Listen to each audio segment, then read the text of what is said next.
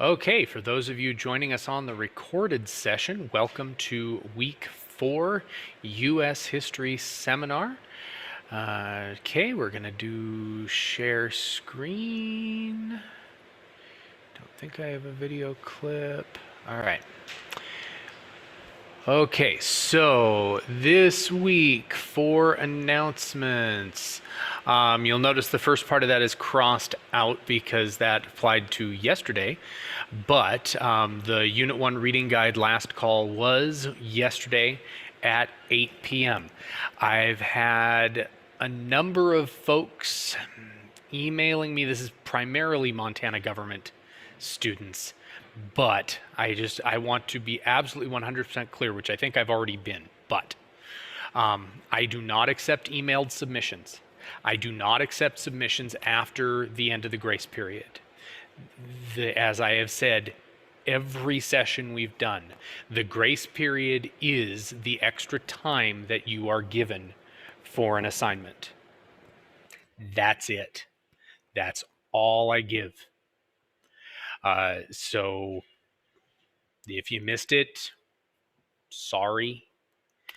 The other thing, and what I've been doing today, and I don't even think I was so busy trying to get Montana Gov squared away this morning that I don't remember if I went through the US class. If I haven't, I will today after this is over. Make sure that you're fully submitting assignments. And the easiest way to do that is after you think you've uploaded it, click on the assignment again. If there's a green status bar, if you're on a desktop or a laptop computer, and there's a green status bar that says submitted for grading, you're good to go.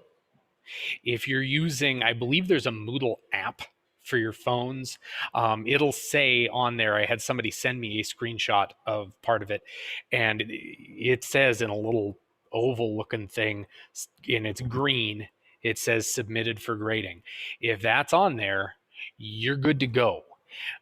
Slight side note, we used to have a plagiarism checker that was a plugin for Moodle, and even though we no longer pay for it, and it doesn't work, they have not deleted the plugin from Moodle for some reason. So what I've done is I've gone through and disabled it. But if you ever see, you upload something and it says something about verifying or whatever, and then it says account not available or whatever, A, ignore it. B, send me an email and just say, hey, you forgot to turn off the plagiarism checker thing. Yeah, we now have Turnitin, but that doesn't have a Moodle plugin. So just if you spot it, I'm trying to be good about checking it, but occasionally I forget. So if you spot that, just send me a message on Remind, send me an email. Hey, looks like it's trying to scan my thing for plagiarism. Yeah, but just what I told the Montana Gov kids this morning is the old saying was trust but verify. Don't verify with me. I mean, please don't email me, oh, did you get XYZ? I don't have Moodle open all the time. I have it open a good chunk of the day, but especially like in the evenings, I don't sit there on my laptop and bird dog Moodle. And oh, so and so turned their thing in. No, I rarely have my laptop out at home. So what you can do though is just click on the assignment, and if it has a green status bar, you're good to go. If it has a tan or a yellow status bar and it says draft not submitted, then you have an extra step you need to go through to get that fully submitted. I can't grade stuff in draft status.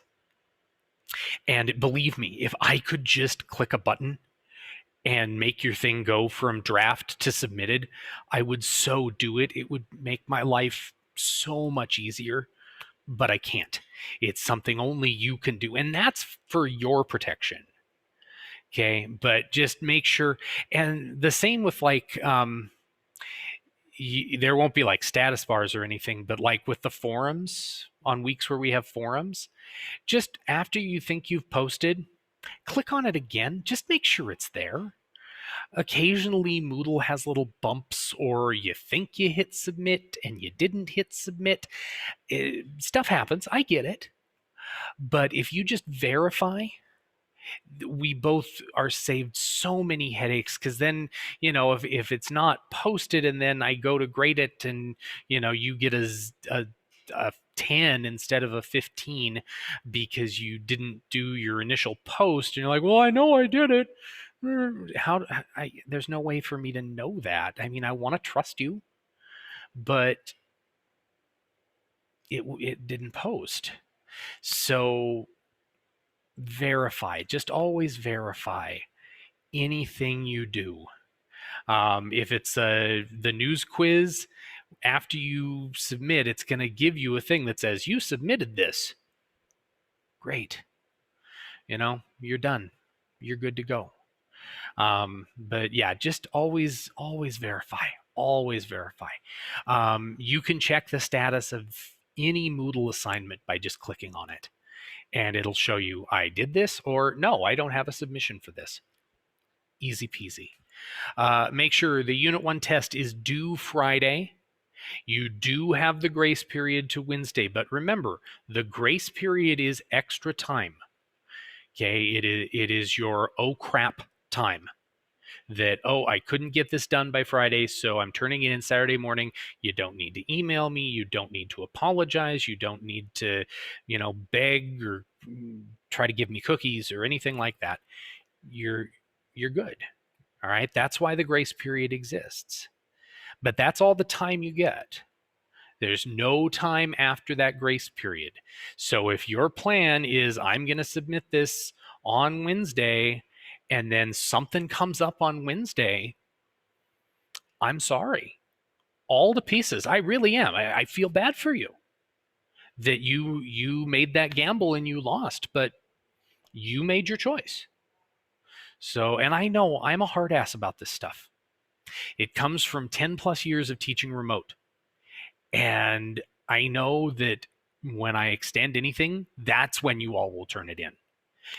I have to draw a line. I have to. Believe me, if it were up to me, I wouldn't have the grace period. Stuff would be due on Friday, and that'd be it. That'd be that. Boom, done. The grace period, you can thank Mrs. Quinn that your remote teachers offer the grace period. It's more or less policy with Remote Learning Center. And so I'm conforming to policy, but you don't get a second after it.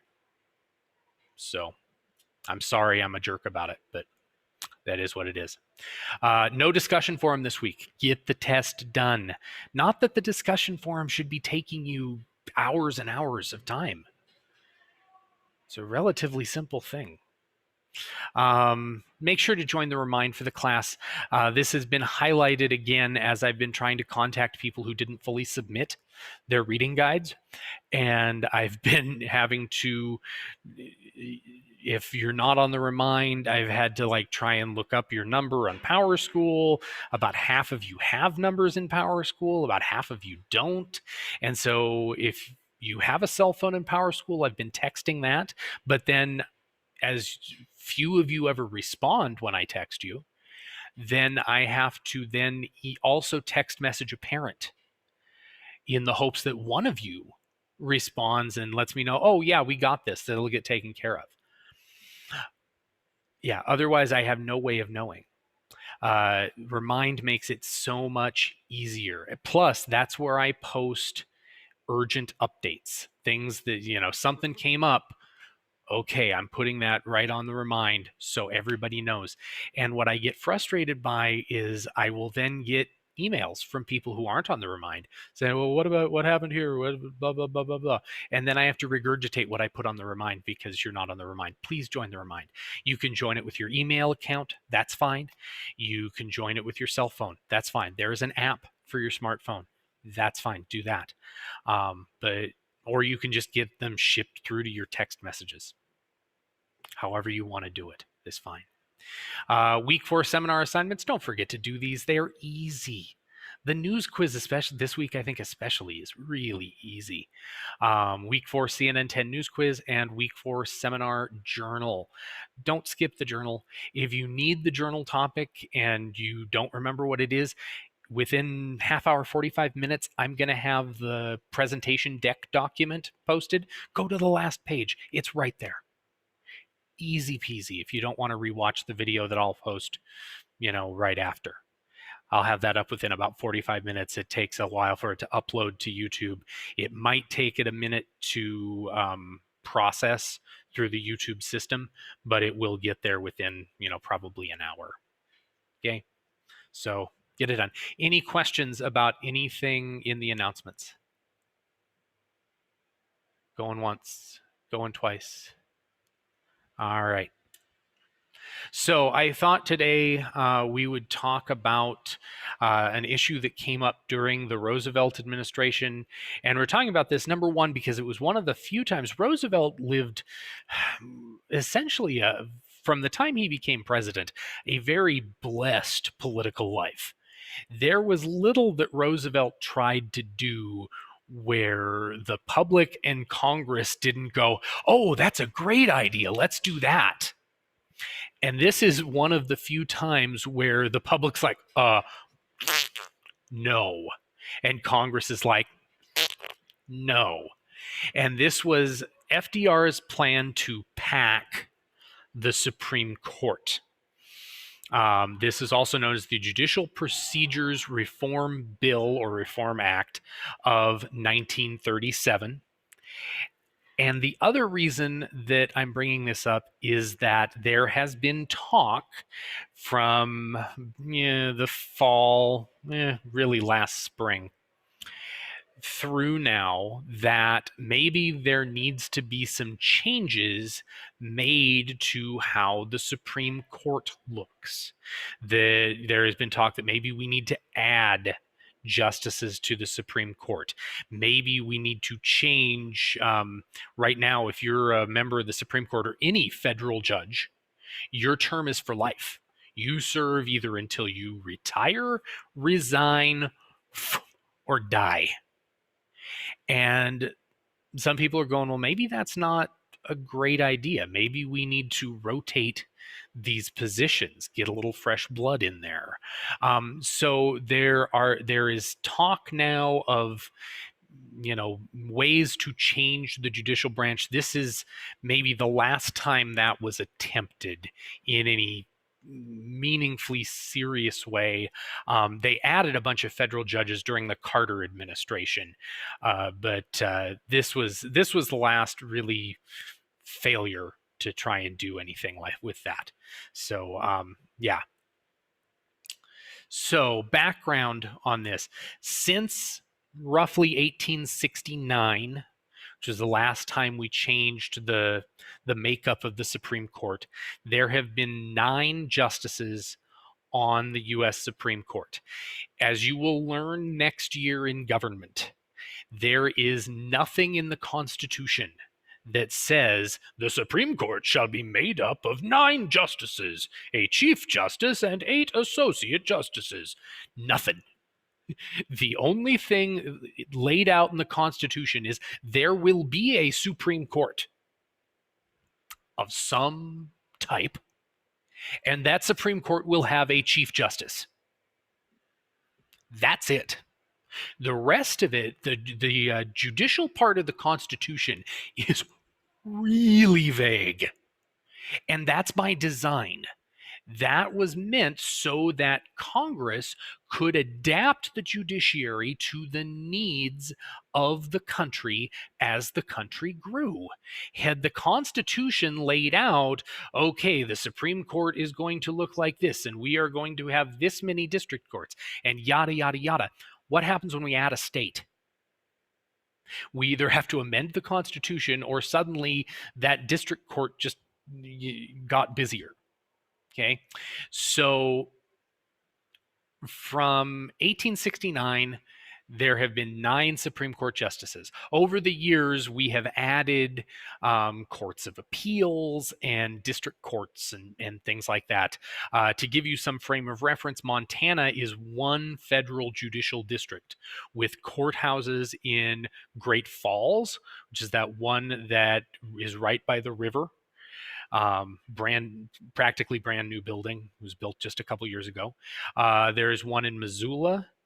There is one in Helena, and there is one in Billings. And then the tax court, which is also a federal court, but sort of off to the side, is in or bankruptcy court, excuse me, is in Butte. I think that's absolutely appropriate that the bankruptcy court is in Butte, by the way. That's that's just 100% on brand for Butte. And by the way, I love Butte. Don't get me wrong. So anyway, 9 justices since 1869. So the Great Depression kicks off, depending upon who you talk to, anywhere from 1925 to 1929, 1930. Okay, if you're a farmer, the Great Depression started mid-1920s when food prices started dropping and you could no longer afford to pay your loans. If you were a stockbroker, it started in October of 1929 when the bottom fell out of the stock market. Okay, for everybody else, 1930 when there were runs on the banks. Okay, so whatever. A couple years later, 1932, Franklin Roosevelt is elected to the presidency. Elected in 1932, begins serving in 1933. And he wins fairly substantially in his first election. Herbert Hoover was really unpopular. He had not, in the public mind, done enough to alleviate the effects of the Great Depression because Hoover didn't believe that the government really should. Hoover believed that the what was called the invisible hand of the market, and that's a thing in capitalism, is that the market will solve everything. The market will go down and it will go back up and everything will be okay, and the invisible hand moves the market. Roosevelt was more like, okay, we're going to force the invisible hand by having the government be very active in economic policy, which is going to totally change everything. All right, so but that's a side tangent. So FDR, elected in 1932, begins work in 1933, and his program is known as the New Deal, to bring America out of the Great Depression and try and help people. And there's tons of different programs. I would advise you to make sure that you have read this section of your textbook. There is a chart with a big list of them, and that's not even exhaustive. Basically, Roosevelt's whole thing was, we're going to try something for a while. If it doesn't work, we'll try something else. If it only partially works, we'll fiddle with it and make it go this way. It was basically keep trying until something kicks in and works. Okay, so during his first term, Roosevelt was able to easily pass his program through Congress. Congress was controlled by his party, both houses, and so Congress, no problem, whatever Roosevelt wanted, Roosevelt got through Congress. It was A-okay. The Supreme Court, on the other hand, were all appointed by presidents from the previous decade. And so that included people like Herbert Hoover, people like Calvin Coolidge, and people like the guy that died of a heart attack, Warren Harding. There we go. So Roosevelt had not gotten to appoint one of these guys during his first term in office.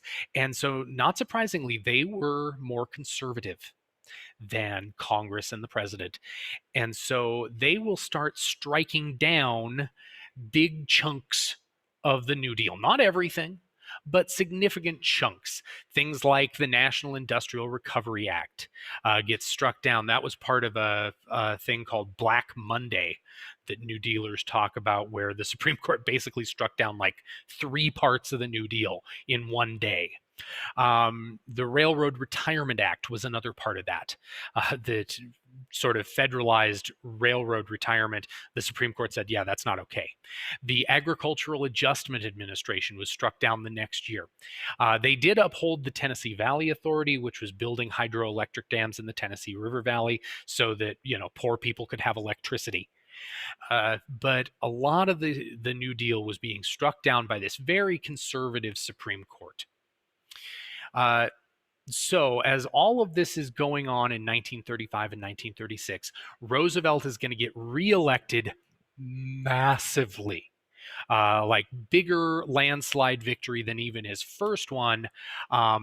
So this is the map, and you can see Roosevelt won 36 of 38 states. Right now, we didn't have Hawaii, we didn't have Alaska as states. They were U.S. territories, but they were not states yet.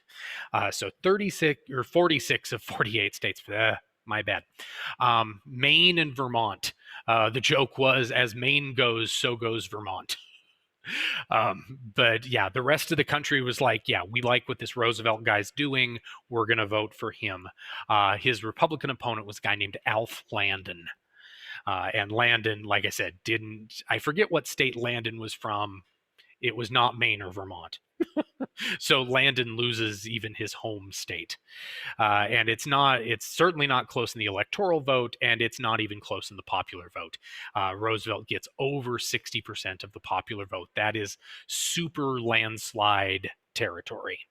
Okay, so Roosevelt had in 1932 and now has expanded upon something that political scientists call his mandate, his endorsement by the public to enact his program. Okay. And that's what happens when you were elected president by, if you're elected with under 50% of the vote, which is possible, by the way. Just ask Donald Trump, George W. Bush. I think Bill Clinton's first one was under 50% of the vote. Anyway, it is definitely possible. If you're elected with under 50% of the vote, a majority of the public voted for somebody else. You don't have a mandate. The public did not say, yeah, we like this guy's proposals and we want him to govern. They all voted for, the majority of them voted for somebody else. 61% of the public in 1936 said, we like Roosevelt. We like what he's doing. We want him to continue. So Roosevelt decided to take this 61% out for a spin, see what it could do. And that's where he comes up with, in the early part of 1937, the Judicial Procedures Reform Act of 1937. There are four big parts of this. The really important part of it is the first one, and that's why I have it underlined. It would allow the president to appoint one new younger judge for each federal judge. So not just the Supreme Court, each federal judge. So district, appeals court, Supreme Court. Okay. Each federal judge that had 10 or more years of experience, and B, did not retire or resign within 6 months of turning 70 years old. The Supreme Court especially, but really the federal judiciary as a whole, was made up of fairly old guys. These were guys that had jobs for life. And incidentally, they were 99.9% guys. I think there was maybe one female judge at this point. Maybe. I'm not even sure about that. I'm just hedging my bet. So yeah, the president got to appoint a new younger judge for each federal judge who had 10 plus years of experience and reached the age of 70 and did not resign or retire within 6 months. Okay.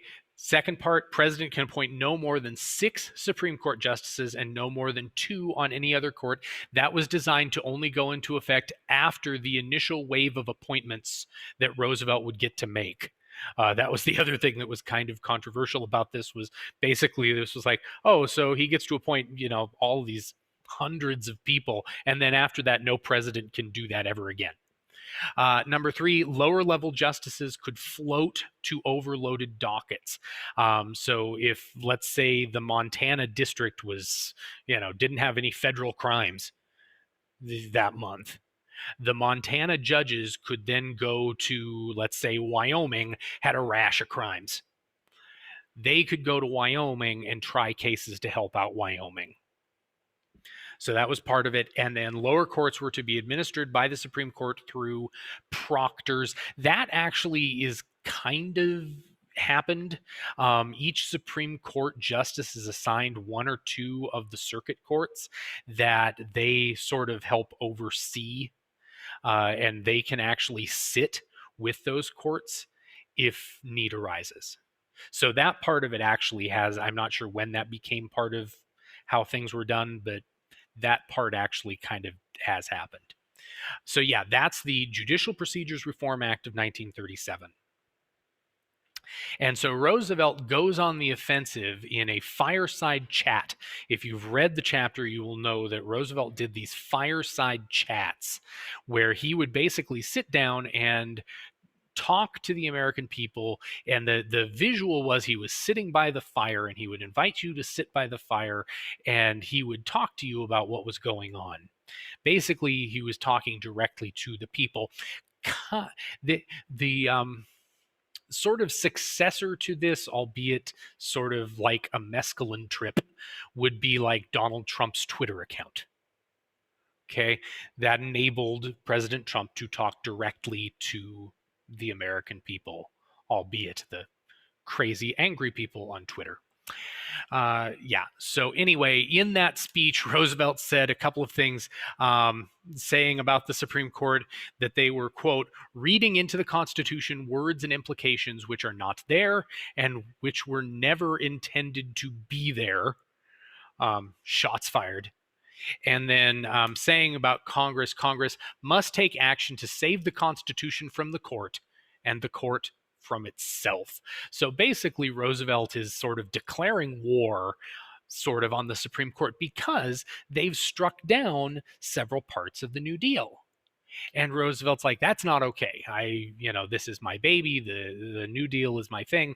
And they are messing with it. And 61% of the public just said they want me to be president and they endorse my policies. So Supreme Court, either get on board or get out of my way. Okay. So public reaction to this is decidedly mixed. Some early editorials and things like that kind of thought that maybe this wasn't a bad idea, but as they went, the public's like, no. The public, and this is true today as well, really, of the three branches of government, they associate the Supreme Court and the judicial branch as being sort of the guardians of the Constitution. They're the ones that are, interpret the Constitution. They're the ones that are kind of the referees saying that's constitutional, that's not constitutional. So in Roosevelt's effort to kind of mess with the judiciary, a lot of the public went, oh, wait a minute here. Adding seats to the Supreme Court, that's maybe not okay, even though totally within congressional power to do this. Totally. If the Supreme Court wants to make or the Congress wants to make a Supreme Court with 100 members, they can do that. It'd be dumb, but they could. So the Gallup polls, Gallup is a very famous polling outfit that was even back then, consistently showed the public was opposed to this. Only the highest rating that this ever got was about 39% public support. And the highest opposed rate was about 49%. So about half the country was like, this sucks. We don't like this. Don't try this. Typically, Roosevelt's personality was sort of able to sell things with Congress. Typically, all Roosevelt had to do was, I think we should have this. And the Congress was like, okay, Franklin, we'll do that. And in this case, that was not going to happen. Letters to Congress from the public were 9-1 against this proposal. And the public really saw this as Roosevelt was trying to basically put himself on the Supreme Court. Not literally, but that was certainly the implication. He was going to appoint young people who were more, for lack of a better term, liberal, and try and sway this very conservative Supreme Court. Which, by the way, please note, all white guys. All white guys. So ultimately, this law does not pass. Roosevelt got the majority leader of the Senate. First of all, this should have started in the House, but Roosevelt managed to piss off the House. So he got it arranged so that the consideration of this bill could start in the Senate, and they would work out all the kinks in the Senate and then send it to the House. The Senate Majority Leader was a guy named Joseph T. Robinson. Complicating all of this was that Robinson wanted to be on the Supreme Court. And Roosevelt had promised him the first available opening.